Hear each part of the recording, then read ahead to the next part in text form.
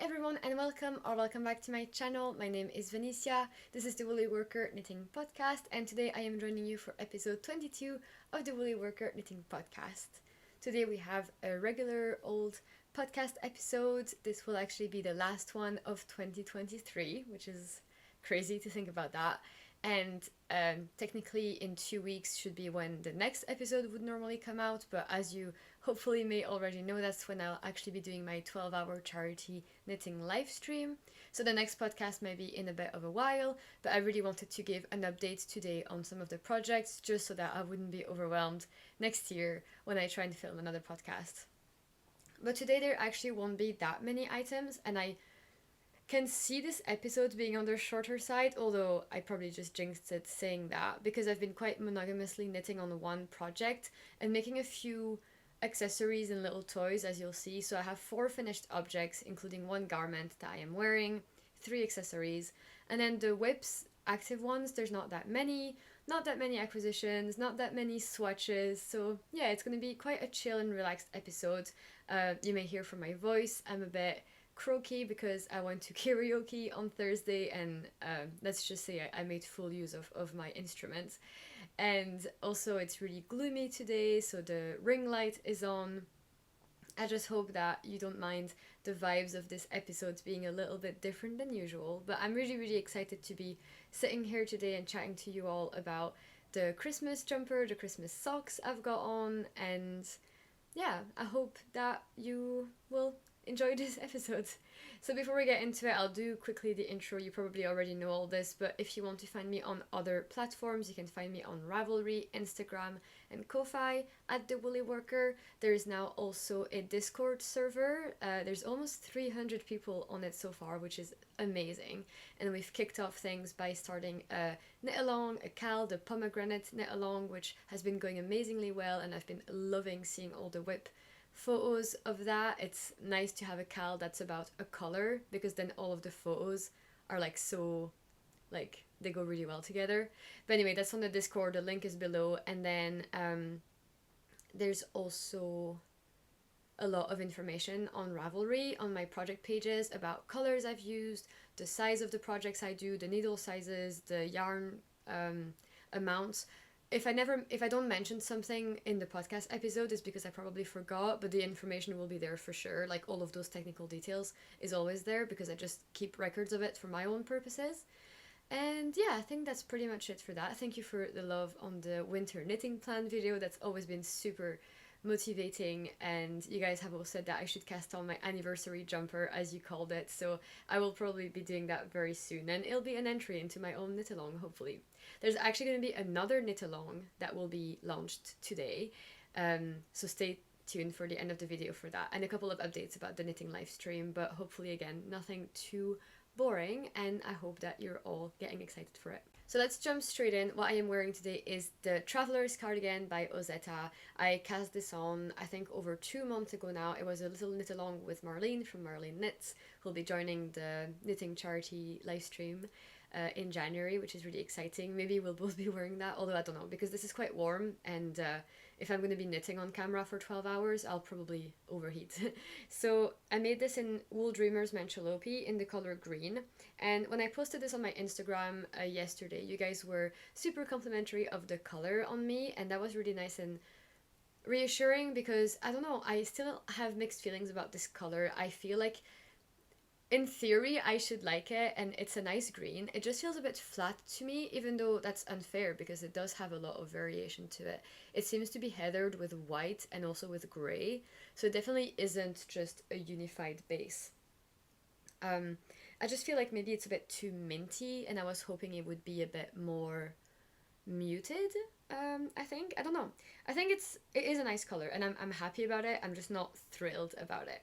The other thing I was in 2 minds about with this cardigan in the previous episode or so was that I was worried it was going to be too small and tight and dense, and as many of you had said, I didn't have to worry about that, because with blocking, which didn't take too long by the way, with blocking it relaxed, which is really great, but it didn't lose its density, which is also great, because I was really thinking of having this piece as an outerwear layer, because in my mind it is so dense and so thick and fluffy, but also lightweight, And I really thought that this would be an excellent anti-wind measure, and I was right, because I took this out on a date in town in Edinburgh yesterday, and a few times while we were walking, because I get hot really fast when I'm walking and I can't really wear that many layers, so I shed my outer layer. I was wearing a yellow jacket, I took that out and I was just walking around in this, and it was perfect. And I had my like winter accessories, like I had my hat, my gloves,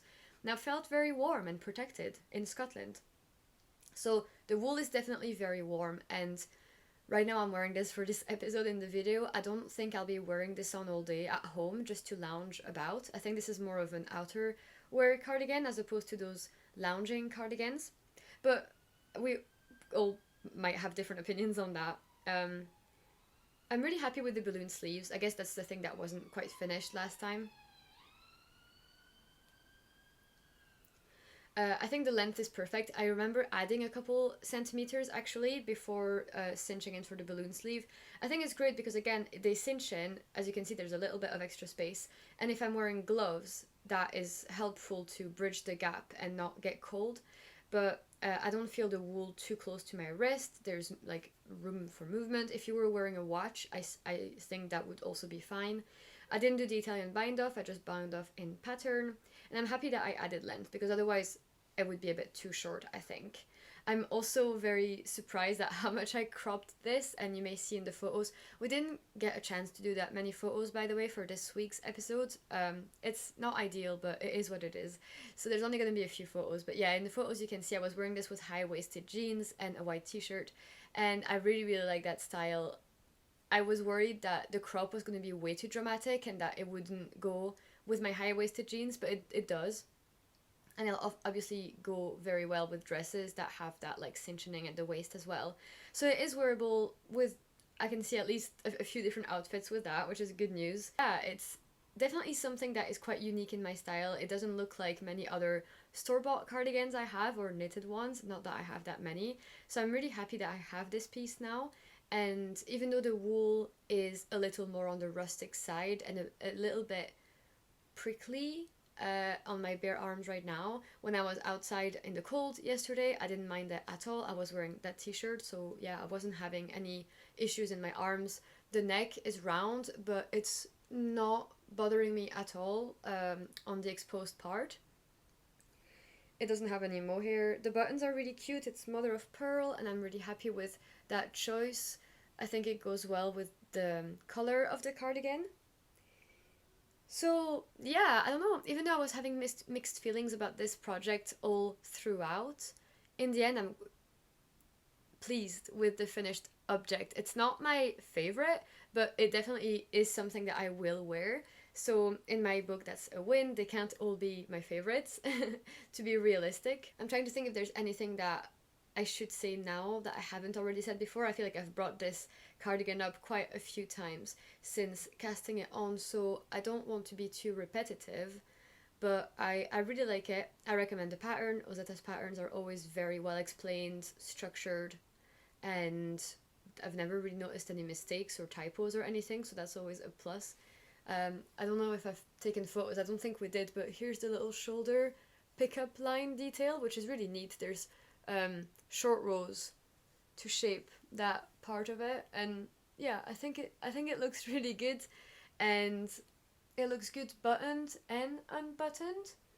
The arm pickup doesn't like flare out. I think I did a good ratio of them, and the arm pickup is nice and neat and flat. So yeah, I'm very happy with the pattern, and I'm like okay with my craftsmanship and knitting skills to execute the idea, and I like this cardigan. So I think that's pretty much it. But if you do have any questions about this, then just let me know and I'm happy to answer. Oh, I forgot to mention that the cost of this traveler's cardigan was like almost non-existent. It's insane. It took me 2.5 plates of Mencholopi, which is extremely affordable. It comes in double stranded at that like Aran gauge, and I'll put the cost here, but it is just insane how cheap it is. Emily, my friend on Instagram, has just started her new one in the blue colorway, which is kind of a grey to be honest, and I can't wait to see her version. But I'd highly recommend you making this cardigan in this yarn, because it doesn't take that much time, and it's really stylish and it's really cheap. So we'll just move on to finished objects, and let's stay with like wearable knitwear. So as you may know, I had this dream of having a matching set of winter accessories, and last episode I had finished my penny gloves while I was making the muscle bra hat to go with them, because they're both stockinette patterns, so even though they weren't even designed by the same designer, in my mind they would work well as a set. And to bring it all together in an even more obvious way, I was going to do them in the same yarn. So here's the penny gloves that I finished last week. So bright. This was using one ball of Corriedale, hand-dyed Corriedale by Zekami in the color Healing Symphony from their The Door collection. I've seen a couple of people on Instagram actually with the same one, and it's really nice to see it on other people too. It's a beautiful color. And this yarn is amazing and it blooms beautifully. Like, don't worry about what your whip looks like when it hasn't been in water yet. The stitches will be uneven, but it really, really bloomed beautifully. So those were the penny gloves. And then I finished the muscle bra hats to go with them. So yeah, it is very, very bright. My boyfriend keeps on calling this orange, but I disagree. I think it's a pink coral. But also I bought it to act as a red, so it is very interesting how that keeps on changing. The muscle bra hat is by Isolde Teague, by the way, and the penny gloves are from Petite Knit. This is my second muscle bra, and these are my third penny gloves.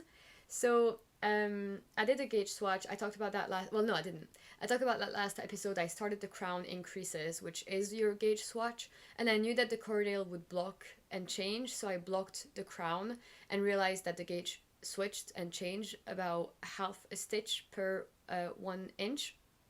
So I followed the exact same instructions that I did for my last hat. However, I weighed how much yarn the crown increases took, and it was about 8 grams. So then I continued with my yarn until I had 8 grams of yarn left, and then I stopped, even though I wasn't quite at the length that I was supposed to according to my size instructions. I think I was maybe 8 centimeters short. So yeah, I knew it was going to be on the short side. I thought that my previous muscle bra hat was a little bit on the long side, so I thought, well, that's good. I'm hoping that this will be smaller, and so I wouldn't have like a big bump on my head.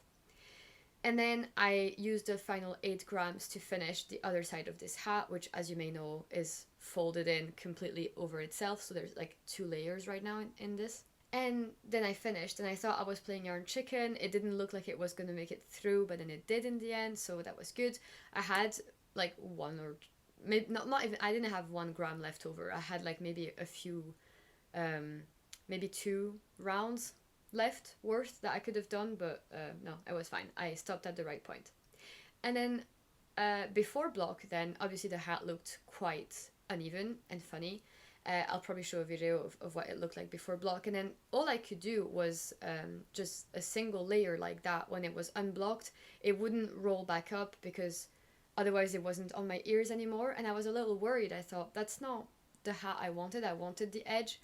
And then I blocked it, and when I did that, I really stretched it out lengthwise, not widthwise.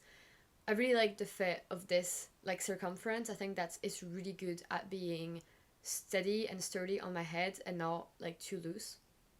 I think I like the fit of stockinette hats more than I do ribbed hats. And then after block, it did gain a good amount of centimeters, and that allowed me to then fold this back up and being able to wear it with the fold. It's not as big a fold as I would have wanted it to be, and there is a risk of my ears getting a little exposed throughout, but I can pull the hat back down and adjust it, and it's fine. Like I said, I was testing this out in Edinburgh wind yesterday, and I was so set. Like, I was really, really happy with those 2 things. I felt very warm, protected, stylish, colorful. I felt like a main character, and I mean, how could I not? I was wearing my yellow jacket, my red winter accessories, and I visited Be Inspired Fibers, a local yarn shop. They also stock Zekami, and the owner, May, was like, oh, is this a muscle bra and penny gloves? And I was like, yes, and it's in Zekami colors. And it was really nice to have a little chat about that. So yeah, and there actually will be a bit more information about winter set accessories at the end of this episode for a knit along, so stay tuned for that if you're also interested in growing your collection of matching winter fashion set accessories. Okay, I think that's it for that. I'm happy to have a muscle bra hat. This one took less time than the previous one. And then the cost of this hat, then, like I was predicting last time, because the penny gloves took about £7 worth, or like £6 worth of my skein of hand-dyed, this cost like around £14 of hand-dyed yarn. So yeah, basically I'm seeing this as like a really good idea for using one skein of hand-dyed yarn and making the most of it, because you get 2 items out of one ball, which is good value for your money. But you need to be okay with the fact that your muscle bra will not be as long as normal. If I could change one thing, actually, is that I would probably chop up a little bit of the penny gloves. I don't think that they needed to be that long, and that would have allowed me to do a few more rounds on the hat, but it probably wouldn't have been that noticeable in a way that I wouldn't have still been stressing about the length of this. But if I were to do this again, and I was hesitating to buy a skein over summer that was like a periwinkle blue, or like a, what's it called? Like bluebell. Oh, I can't remember what the color is called, but it was like bruised violets or something, and it would have been really nice. And I was thinking of doing another set of these, even though I already had the red at the time. So yeah, if you're at a yarn show and you're wanting some hand-dyed yarn, I highly recommend that you get it and then you make this, and just make your penny gloves shorter probably. And remember to stretch the muscle bra into oblivion before folding it into itself for a good crown. So yeah, I think that's it for those things. Let's move on to my next two finished items, which are little stuffies. So I actually feel like I finished these ages ago, but they only took a day or two to make, and I think I just did them after filming my last podcast episode, so 2 weeks ago. But the first thing that I did was to make a little friend for my frog. I was really motivated to get better at knitting stuffies because I wasn't happy with my frog. I thought it was quite asymmetrical. Like, it looks adorable and I'm so happy I have it, but every time I look at it, it's a reminder that my sewing skills aren't perfect. Even if my knitting I'm happy with, but the sewing I'm not. And the only way to get better at this is to practice. There's just, like, even I could knit 100 sweaters, I wouldn't be better at making stuffies. So I'm gonna need to knit 100 stuffies. So I made a friend for frog, and this is Baby Penguin by Claire Garland, and the pattern was free for 1 day, so I didn't pay for that pattern. And yeah, it's very, very cute. My friend Sam was ordering from Wool Warehouse, and I asked her, can you get me the black and the white alpaca from Drops, and then 1 ball of Sky from Drops as well. So this is Drops Sky in the color grey, like number 3, and then black and white alpaca. And I thought this would be a good investment because black and white alpaca will be useful for so many other stuffies. And then, as you'll see in a second, I made use of almost the whole skein of the grey Sky already. Then I also had the grey midnight sole in stash left over from my cardigan number 7. So you can't really see it here, but there's actually a strand of mohair or mohair substitute, which is a technique that Claire Garland uses a lot for her stuffies. She uses very natural colors, usually very heathered, like this grey is quite heathered. Black and white are quite flat colors. And then she uses a lot of mohair. And sometimes, for example, in her rabbit recipe or rabbit pattern, you kind of stripe different mohairs together, or you hold a white mohair and a pink mohair together for the muzzle, then you hold 2 white mohairs together, then a white and a beige. Like, she really has you marl a lot of animal colored mohairs, which is really beautiful and a really effective way of making those stuffies more realistic. So I'll show you a bit more of the penguin up close. I don't know how well you can see this because my phone is upside down or facing the wrong way. It's okay. The wings aren't that symmetrical. I don't know why that one is sticking out and that one isn't, but it's fine. The body was super fun to do because it was just like all in one piece. What I didn't like doing was the white face that was sewn on afterwards. The eyes I like, and I think I made them quite symmetrical, even though one is higher than the other. The nose is quite cute with a little grey tuft. He has feet, but they're very crooked. This part is sewn on, this one isn't. So yeah, but he's on the feet, so it's fine. So yeah, that's my little penguin. It's fine. We say that it's Frog's girlfriend. So we've got penguin girlfriend and frog boyfriend, and I wanted to knit her a little scarf and a little hat, but it hasn't happened yet. I think technically you can put Frog's jumper on her, but she's very, very chunky. I really like the shape of this. Like I said, it's like a little egg shape. It's really satisfying to hold, and it was a very fun project, but it still wasn't something that I was extremely proud of, and it again reminded me that I have some shortcomings and weaknesses when it comes to sewing, especially that white piece here. But I think that's it for that, and I'll just move on to the next stuffy, which is also by Claire Garland, and it is a little elephant. So here he is. Don't know again of how much you can see that. So yeah, I am happier with this one, to be honest, actually. The trunk is a little weird. I did it according to the instructions, but I'm not quite sure about the shape of it. I like that it comes out at a little point here, but I don't know. Is it out of proportion? Like, I don't know. Usually Claire has you do modular building, so you knit the body and then you like pick up for the wings, for example. But in this one you knitted the body and then you knitted all the limbs and the tail and the ears and the trunk separately, and then you sew it on, which I found more stressful, less enjoyable, and but then to prove me wrong, I actually am happier with the symmetry of those limbs. I think I did quite a good job. Like the arms are at the same level and at the same distance from the body. The ears are not perfect. They're also a little crooked. The eyes seem a bit crooked. It's really hard. I want to be happy with my items, but it's hard not to be critical of everything I can see that's wrong with them. The legs are sewn on here, as you can see. Little tail is fine. Little eyes. The eyes I'm happy with.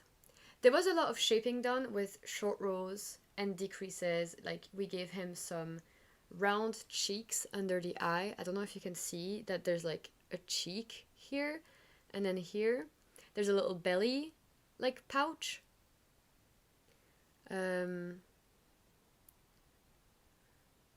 Yeah, I mean, it was enjoyable to do the knitting. I really like the fact that the rows are so short and you just keep on having to do new instructions all the time. I enjoy doing all the different pieces, and like everything gets done so quickly, so you get that rush of like, I did the arm, I did the leg, I did the trunk. Like it's really fast. But I don't enjoy putting it all together, and that's the point of the stuffy. So I did this with Drops Sky in the same color as I did the penguin, but I held a beige mohair for the whole body, and I actually ran out of that because I was using scraps of scraps, and I didn't really estimate how much there would be. And then I used a different beige mohair that I had scraps of for the limbs, and you really can't tell the difference, so I'm quite pleased with only using stash for this. The other thing to mention with that is that she recommends understuffing these things to make them more realistic, because like the penguin, I guess you do want it to be quite like self-standing and plump, but this one is like kind of floppy, and I do like that. I like that it's floppy and it's just very squishy and very cute, and like he's adorable. And he has a pair of overalls. There's a pattern for that. I bought this pattern actually, by the way. It was only a couple pounds, and I might make him some overalls as well and just dress all my stuffed animals. I have plans to make others for sure. They're an excellent palette cleanser. It's nice to try something different. It's nice to be challenged and apply techniques you've learned from other things like mattress stitch and things like that, and to apply them in a different context and to get better at the attention to detail, and like your stitches to sew things together actually count more here because they will be seen, so you need to be neat. And yeah, it's just you have to be in the right mindset for it, but it is fun. So yeah, I think that's my feedback on those little guys is I'm really happy I have them. I can't wait to just keep adding more. I think my little phase is over now and I'm back into garments, but I know that they're always there if I want to. Claire Garland has dozens of animal patterns. She has the market cornered. I have seen a couple more, like Susan B. Anderson, I think, is another author publisher that has animals. But I really like Claire's patterns, and even though sometimes there's little mistakes here and there, there's usually notes on Ravelry about what these are, so just keep an eye out for that.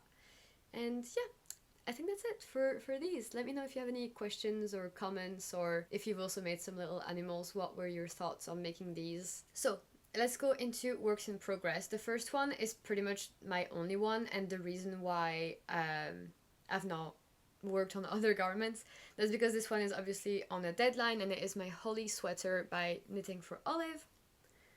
I'm super chuffed and happy with this. So this is what we have so far. We've got the body, half of the body, and we almost have a sleeve. Yay!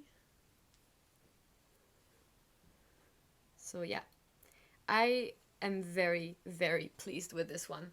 I like that it's an off-white color. I was wearing my white t-shirt and trying this on, and you could see how huge the difference was between white and off-white. And I'm glad I went with off-white. I think the woolly net I'm using as my main color is kind of off-white natural, even though the Manistral, which is my second strand, is purer white. I've seen a lot of people using kind of a beige as well, like Nordic Beach as their main color from Knitting for Olive. The pattern is the Holly sweater by Knitting for Olive. The yarns I'm using are woolly net merino cones and Knitting for Olive for the red berries. I've talked about all of this before, so I won't repeat it. But the main thing I've done is that I've made, I think I hadn't done the neck before, so I'll talk about that first actually, because I'm really, really proud of this. I learned this in my Joan sweater. I learned that doing a first round after the pickup round of pearls before going into the ribbing could be a nice way to add a neater edge. And you know me and neater neck edges. I've clearly become obsessed with finding good ways of getting that. I wasn't wanting to do my trick of the neckline with the crochet edge blah blah blah on a circular neckline, especially because there were short rows quite close to the neckline and I didn't want to go into them. So I just picked up the stitches as usual, and then I got the right count right away. Then I did a purl round. I did this on 3.25 wooden millimeter needles. Those words were not in the right order, but you know what I mean. And did the neck to the suggested length, folded it in, knitted it with the cast on edge as usual. The original pattern actually has you cast on at the neck color and you fold it in and then start from there, but I quite like having the option to go back and do it, especially if you want to change your mind, and here it allowed me to do that purl round. And at first, when it was only a couple centimeters tall, I was regretting that. I thought it looked super odd and out of place, but as I continued and trusted the process, because I really liked the effect it had on the jumper I had done. The jumper I had done was actually twisted rib, so this is my first time using this purl trick on a normal rib. But then when I put it on, it looks so good, because it does stand out a lot, but in a really good way. It's almost like those turtlenecks, statement colors. And I really like the fact that it is neat and crisp and even, and I like the length of that neck. I think it's not coming up too high, choking me. There is fluff on this, even though it's not mohair. It could be irritable, but it's not. And yeah, I hope that the ribbing will neaten up a little bit with blocking. I'm not the neatest rib knitter, but I was hoping that the wooden needles would help mitigate that a little bit, and I don't know if it did. But I was also worried that picking up the stitches made the short rows obvious, and also the increases. Circular yokes are tricky to hide those irregularities in your knitting fabric, and I know of someone who knitted this without a fluffy strand, just on merino, and she was disappointed at how obvious those increases and short rows were. So if you're considering making that, I do recommend having a fluffy strand just to even your fabric out and make it a bit more even. And then no need to speak about the holly berries, because I've talked about that in a couple episodes previously. Then for the body, I'm planning to crop it. Because I am using a cone from Woolly Knit, I didn't have the heart to like cut into it and add myself more ends to weave in. But I really wanted to do sleeves first because I wanted to see if I would have time to do them, like how long they would take. And also do the sleeves first and the neck as well to gauge the fit before deciding how much to crop it. And I'm happy I did that. It was fine. Then the sleeve went really, really fast. And I had heard from those twins who knit their podcast that the sleeve was very long. So I measured a previous sleeve and realized I wanted my total length to be 41 centimeters.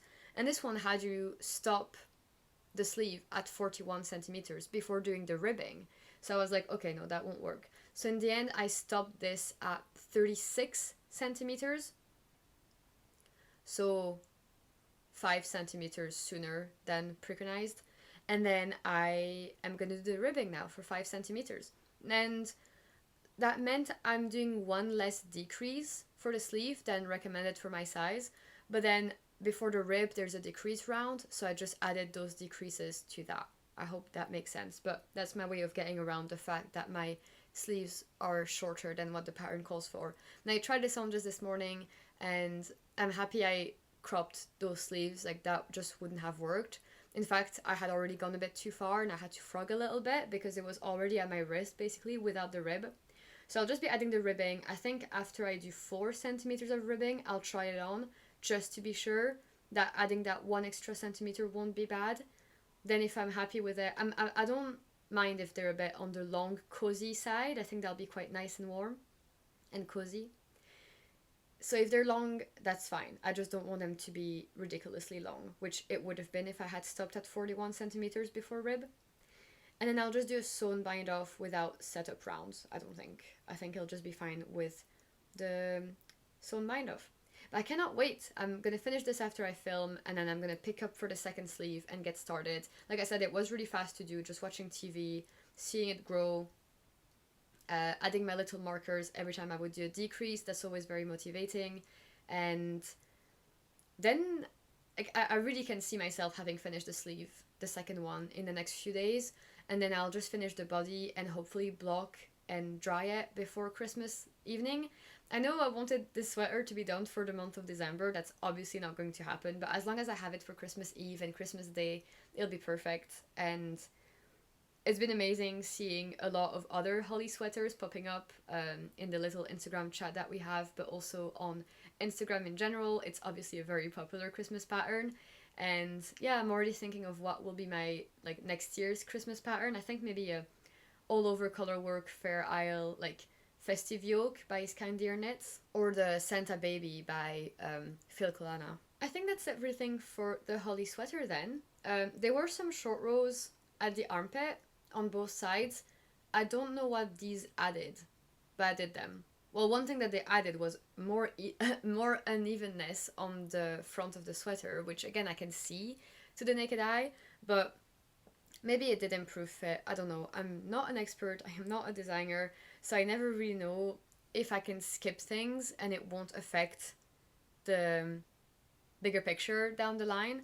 So yeah, I'm still learning. But that is it for my holly sweater. All the other projects I've mentioned before, I'm kind of like still half working on every now and then, but I'm really trying to be a monogamous knitter on that. The thing I will just flash quickly on screen, for selfish reasons, because I really like looking at it when I'm editing, is the Sonia sweater by Petite Knit. Hopefully saying that right. And I think last time I had the back panel finished, and now I've got the yoke. So I've joined in the round, and I've just done a couple rounds, and then I've run out of a ball.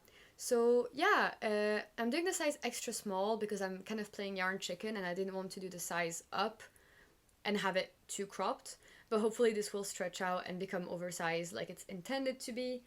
I've done a lot of yarn management techniques to get me this very even fabric. I've pre-wound the yarns together, and I've also alternated skeins, both in the round and in the flat. I'm switching yarns like every other round when flat by carrying it up the side loosely.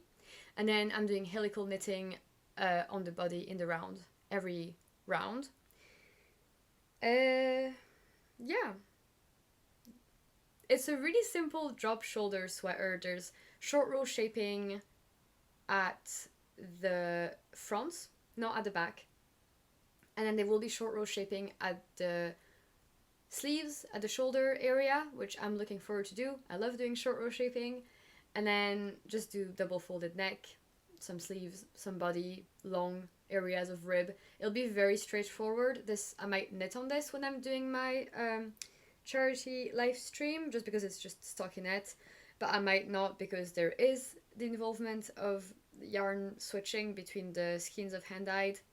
Doing this with Knitting for Olive Pearl Grey, and then some hand-dyed Surrey that I bought at the Glasgow Festival of Yarn earlier in autumn. But I just wanted to show it on camera. I don't think I'll talk more about that because the other two projects I've been working on more, but I just thought that this looked really good, and it's a really nice shade of warm grey, I guess, like from far away is the general color it's giving. And I'm happy with this. It's giving me a lot of joy, and it's very satisfying to have something work out when you cared a lot about the materials. Next project is a sock, and I'm doing this with some yarn my boyfriend gifted me for Christmas last year. This is Hollyberry by West Yorkshire Spinner's signature 4-ply Christmas colorway, and then this is Cherry Drop from the same brand to match it. And I was hesitating between some like rib or what's it called? Chevron motif or stockinette, and I was just listening to my gut and thinking stockinette will just be so much easier, and you've already got your mind busy with other things, so don't add another difficult project. And I listened to myself, and here we go with a stockinette sock. I did the fish lip kiss heel for the heel, which I remember last time, like it uses up some of that stockinette portion at the back, like that goes quite low on your foot, which means that the leg becomes shorter than if you were to do like a flap and gusset. So I added a few more stripes compared to my previous pair of socks using this exact same self-striping type of yarn. And I'm happy that I did, because now it gives me an actual like nicer sock length that's not in between. I was doing a bit of math like beforehand, because of course I do.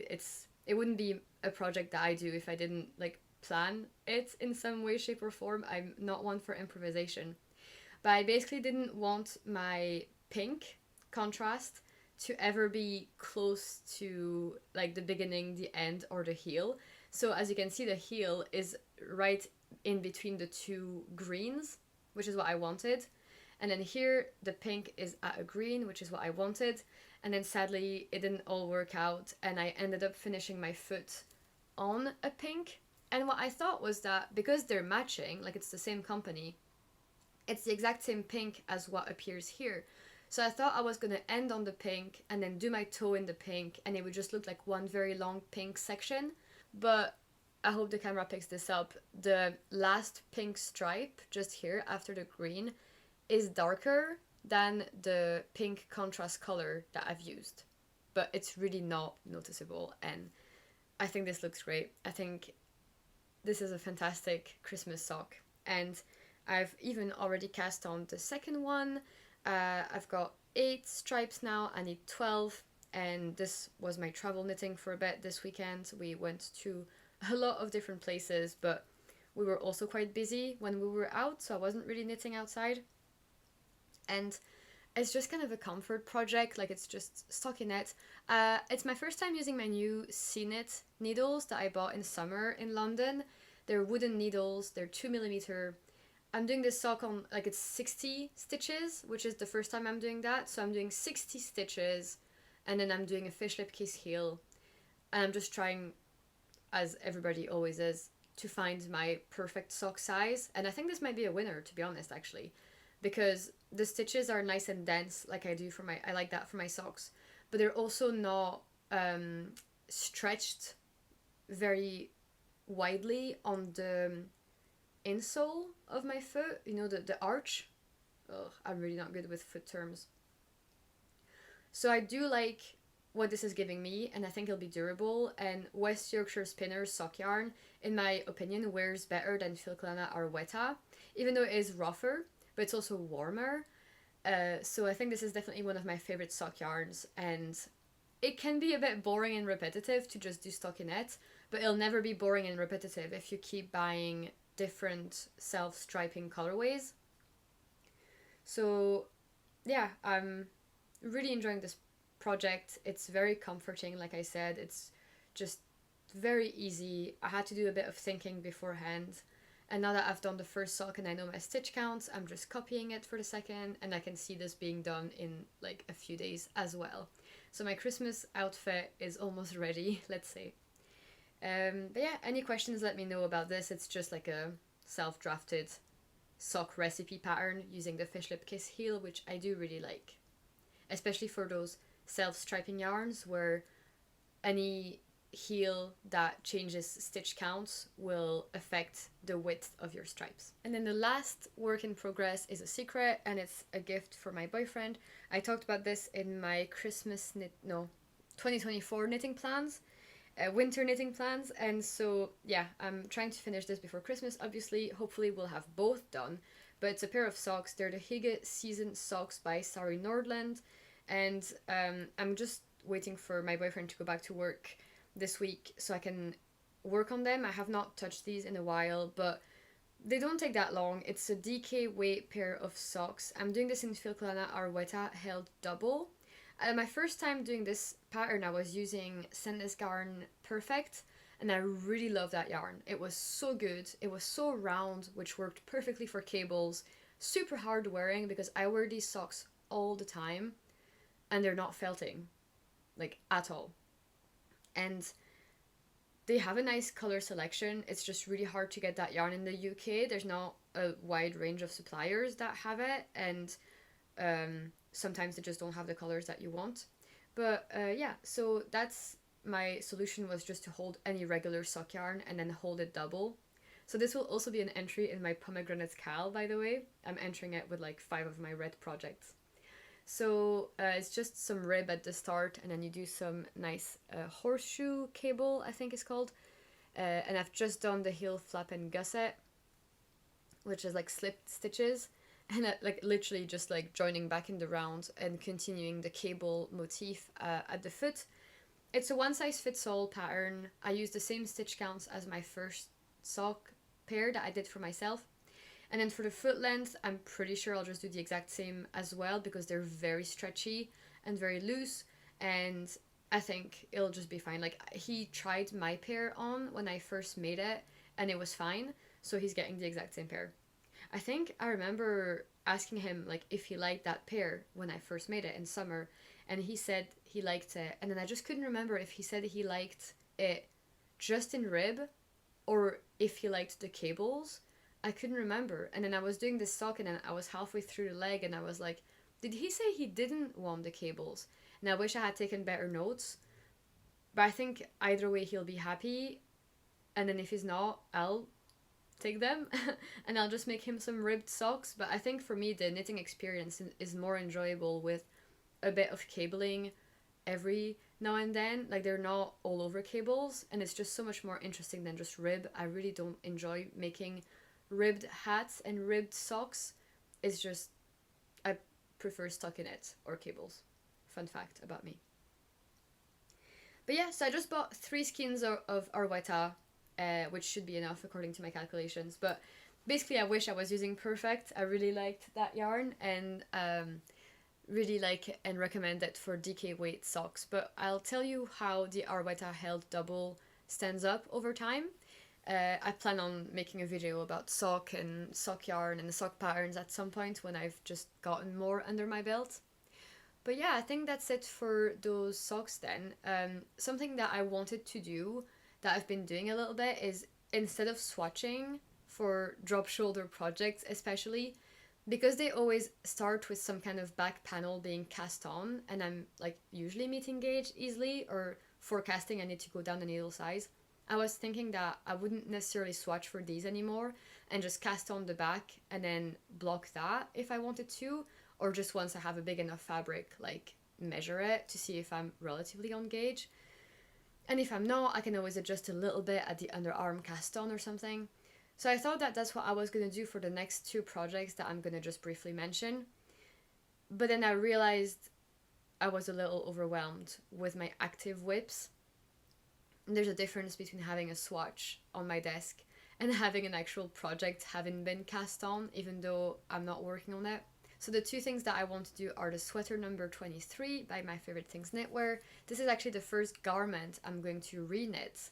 I've never made the same garment twice.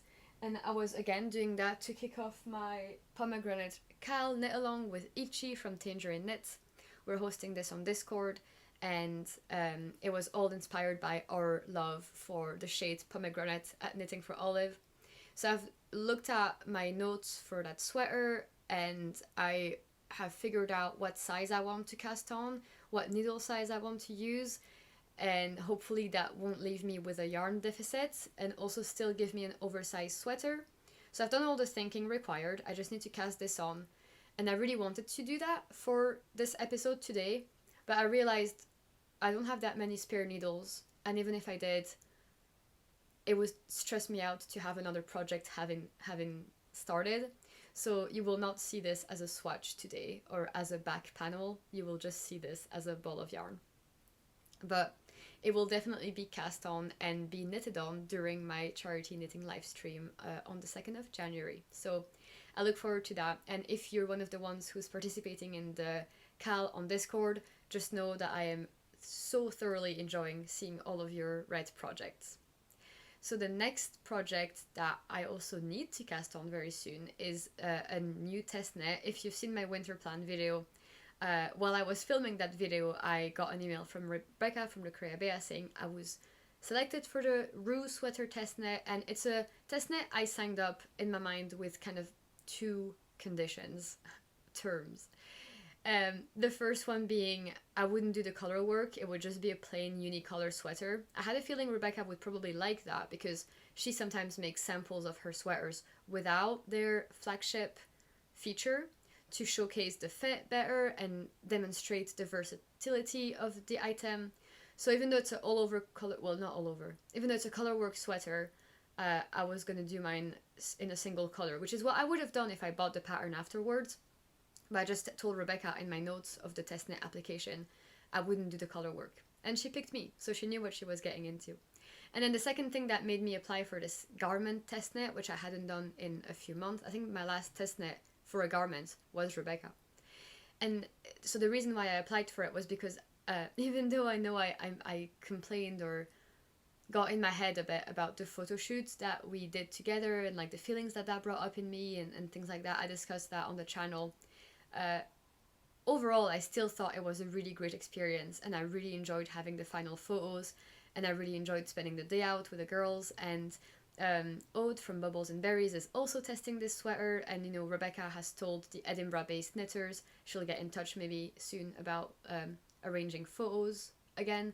So I thought, for me, making a garment, test knitting a garment, could be even more worth it if I'm able to be involved in a photo shoot as well afterwards. It feels like an even better reward.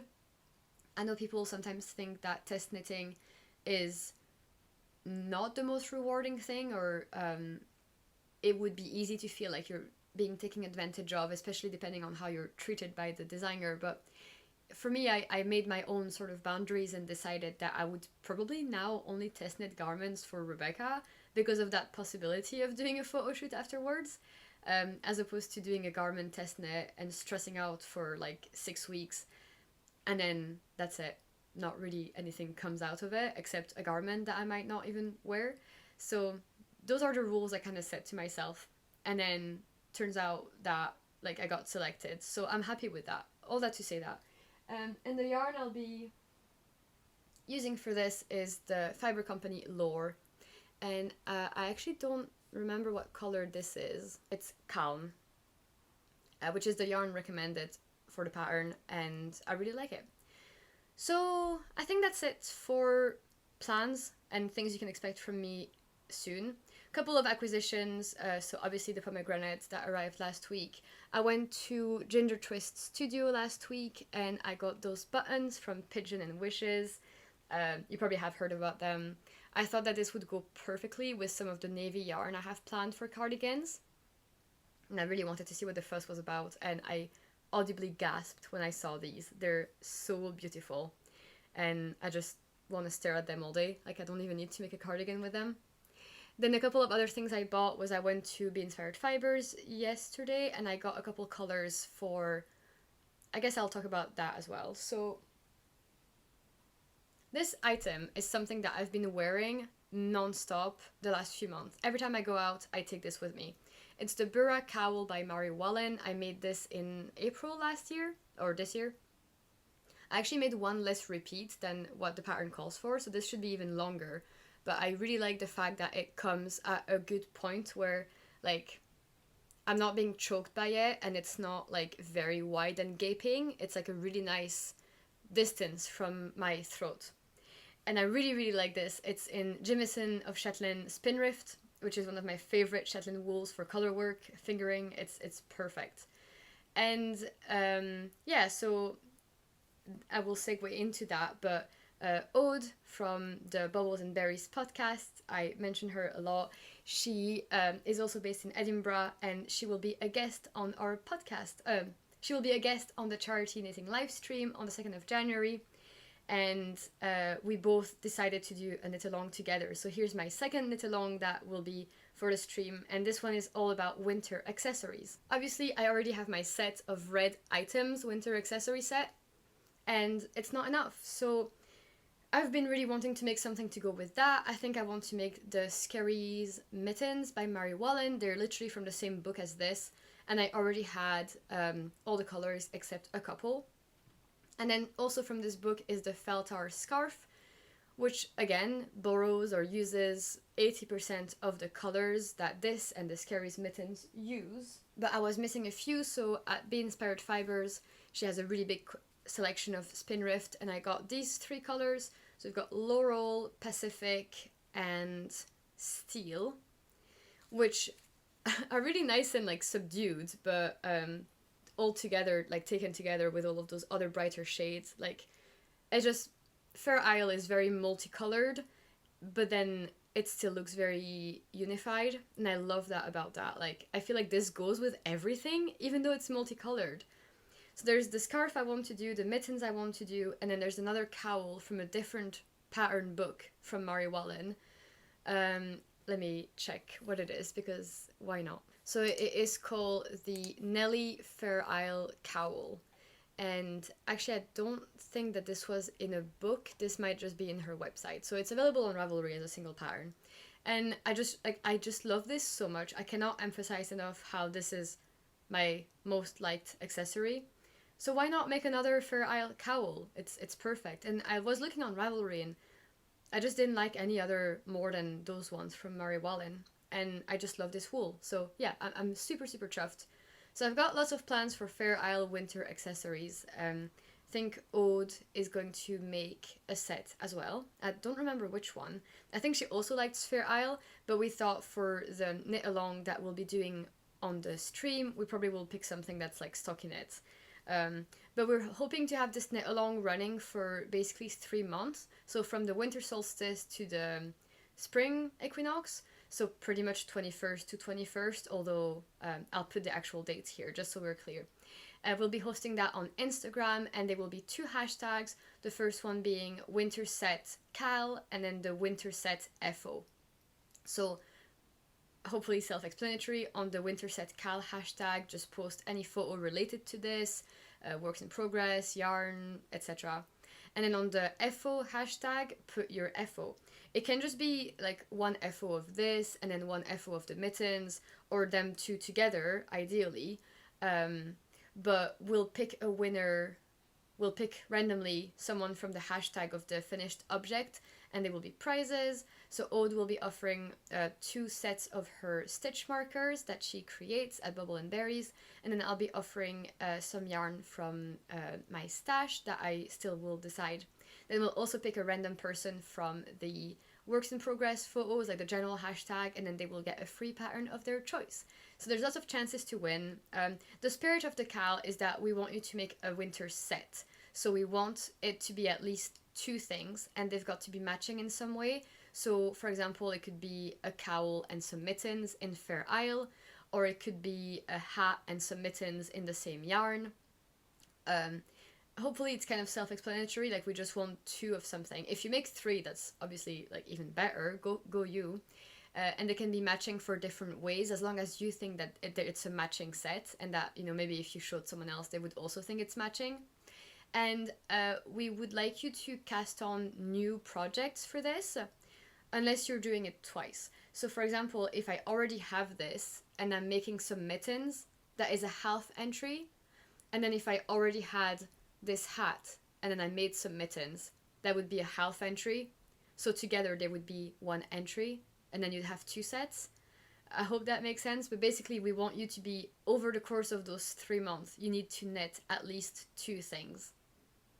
But if you already have some unmatched accessories in your wardrobe and you're wanting to add a matching item to both of them, that counts as an entry. So I really, really hope that made sense, but we'll be talking about that more. Aude will talk about it. I'll remind you over the course of the next 3 months. If you have any questions, obviously just message us, and yeah, hopefully we'll see you participate. I'm super excited about that because I think it'll be really fun to see everybody making matching sets and maybe inspire each other about like what is out there that isn't necessarily marketed as a set but that works as one. Love to see that.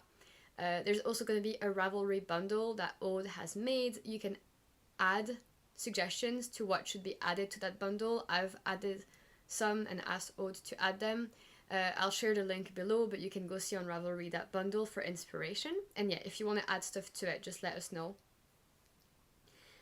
Yeah, I hope that you participate, and it'll be very fun. So Aude will be joining the knitting live stream, so I'll just segue into this part of the podcast now where I will update you on the stream. So Aude will actually be the first guest that day on the 2nd of January. She will come at 2 p.m. GMT. And she will stay for a half hour, and then we'll be doing a knit along together. We'll be knitting on our Fair Isle accessories. Then we'll also be talking about the knits we've done this year, and then maybe rank them and kind of talk about the lessons learned, what we liked about those knits, what we didn't, how they wore over time. So I think it would be really fun because we have similar tastes, but we don't have similar tastes in color. And I think we have both a good mix of knitting popular patterns and maybe lesser known patterns. So yeah, I think it'll be a very, very nice chat, and it'll be good to be knitting on our accessories together. So if you plan on joining the KAL, definitely come and say hi to Aude. Check out her shop, Bubbles and Berries. She does amazing stitch markers as well as embroidered bags. Her shop is on holiday right now, but she'll open up after the break, obviously. And yeah, I just wanted to once again thank Aude very much for coming. I think she was the first person I featured in my Feature Friday series on Instagram for reasons I'll put here on screen. And I've met up with her a few times, like at festivals and in Edinburgh, and she's a really great friend. And I think it'll be nice on the day to, if I am stressed, ease the stress by having an actual friend to be on call with during the stream. So yeah, I think that'll be really cool. The second guest that I'm revealing that will come and is actually going to come after Aude is Rebecca from Hip Knit Hooray. I've also talked about her on my Instagram Feature Friday, so here's what I said about her. And with Rebecca, we're going to talk about our knitting plans for 2024. We actually have a couple in common. And then we'll also be hosting a bit of a knitting trivia quiz that you guys will be able to participate in, and I'm really excited for that. Rebecca has kind of taken charge on that and has started to make some questions up, and we're looking for a way that you guys can be interacting with us and keep track of the scores, and I love a bit of competition, so it's really great. Rebecca has an amazing Instagram. She takes fantastic finished object photos. If she was a designer, you know, like, the photos are so eye-catching, even though they're just like in her home. So it really shows that you don't need a whole professional setup for nice photos on Instagram. I could learn a lot from her. And yeah, she'll be coming at 5 p.m. then GMT for also a half hour. Then the next 3 guests you've already heard about. Just as a reminder, we have Ichi from Tangerine Knits, Marlene from Marlene Knits, and then Rachel from Woolsey Knitting.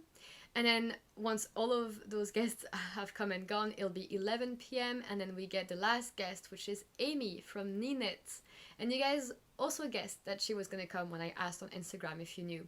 So yeah, good job, you found out. So Amy from Ninet's, probably don't need to introduce her. If you know me, you probably know of her. She's amazing. I really admire her organized way of speaking and just no fluff approach to discussing projects, problems, solutions, yarns, opinions, ideas. Like, she's just on it, and I really, really like watching her videos.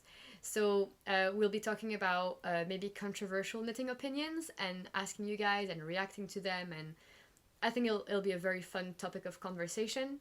And then we'll also be ranking our own knits, and I think it'll be great because I think Amy's a very honest person, and if she didn't wear a piece, she will say why.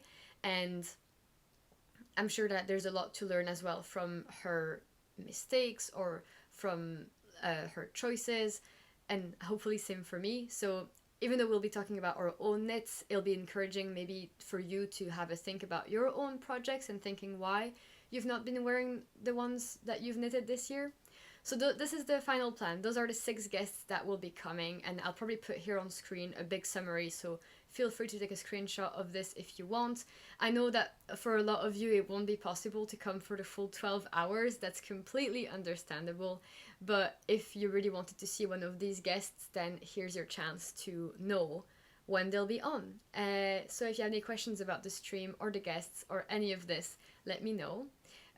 I've not said, but if you are wondering what the hell I'm talking about, I'll be hosting a charity knitting live stream for 12 hours on the 2nd of January to celebrate my podcast anniversary, and all the details and stuff have been talked about before in the last couple of videos and are in the description below. Next update is that we are now into the final round of the voting for the Magnum Opus knits. As a reminder, if we raise £1,000, I will knit one of these items that you guys can now go vote on.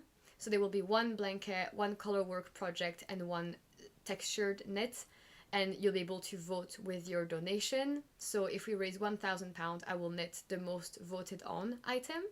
So go in the link below, there's a Google Forms. There's also voting open on my Instagram in my stories almost every day, so you can go and have your say there.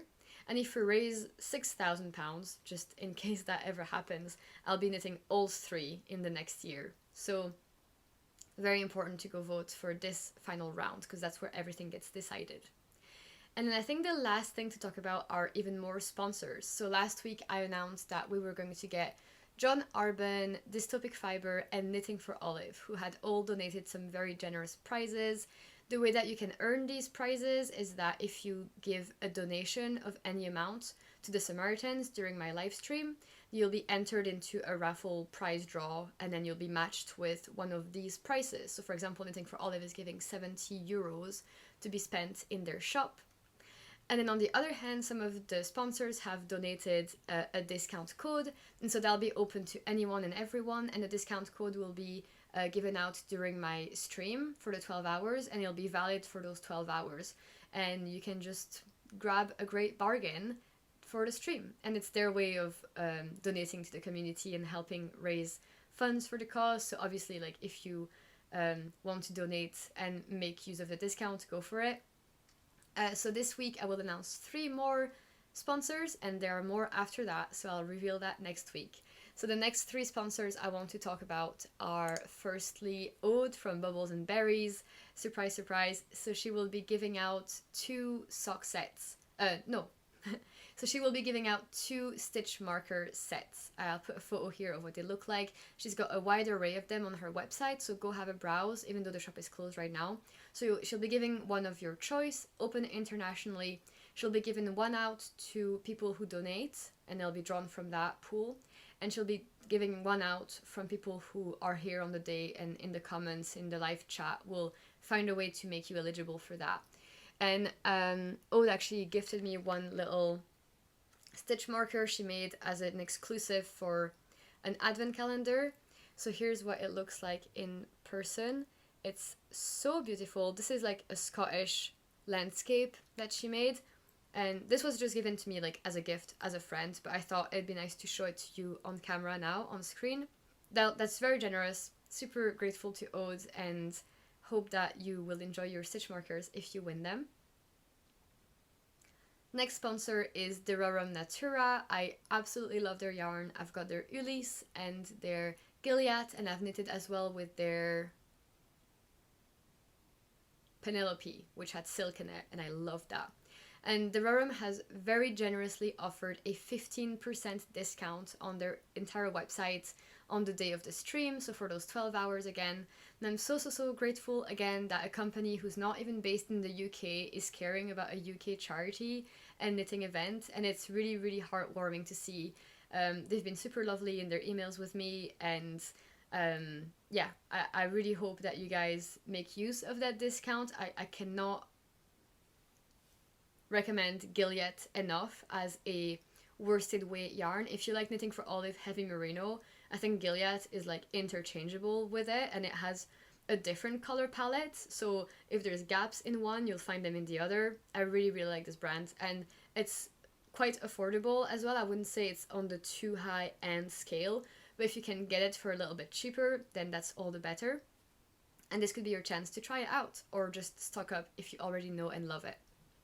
And then the last prize is from Hawkshaw Sheep, which is actually a UK company that comes to the Scottish Yarn Festival shows I've attended this year. I've met them at every show that they've been at, had a chat with them, squished their yarn. So I messaged Sue, and she was so lovely, super enthusiastic about the cause and very generous.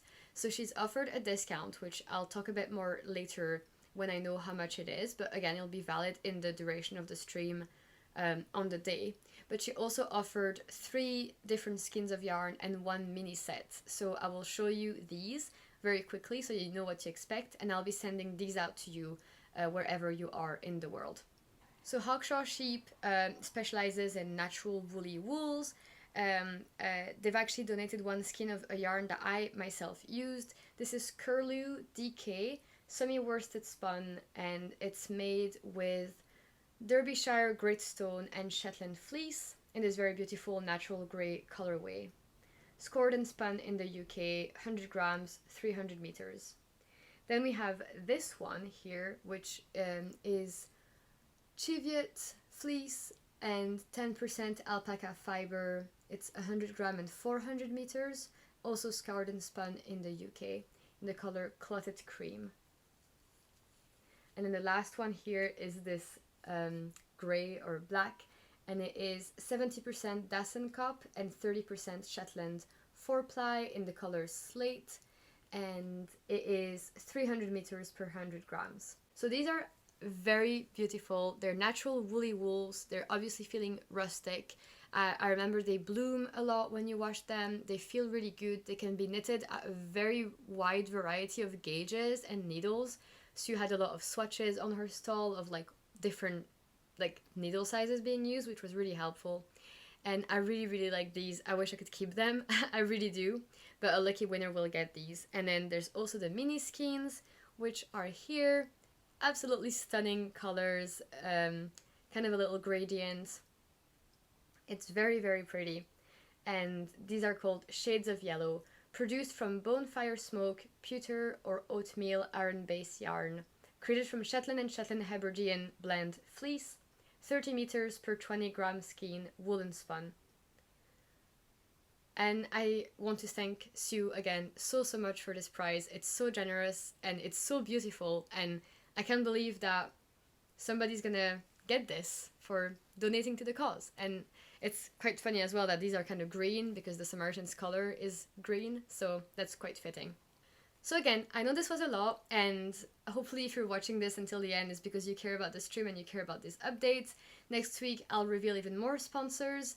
I think the next week's video is going to be me talking about my knitting flops of the year and kind of like 10 or so knits that I either never worn or only wore once or twice this year. So that'll be very interesting and eye-opening, and I hope that you tune in to see that. It'll be the last video of the year, and it'll be on Christmas Day, on Monday, Christmas night, Boxing Day, the 25th, no, Monday, whatever day Monday is. And then the last update I wanted to tell you was that yesterday I got a parcel, and it was all the way back from Portugal, and it was something that I sent over in August, so 4 months ago. And it is my dad's Belgian hat.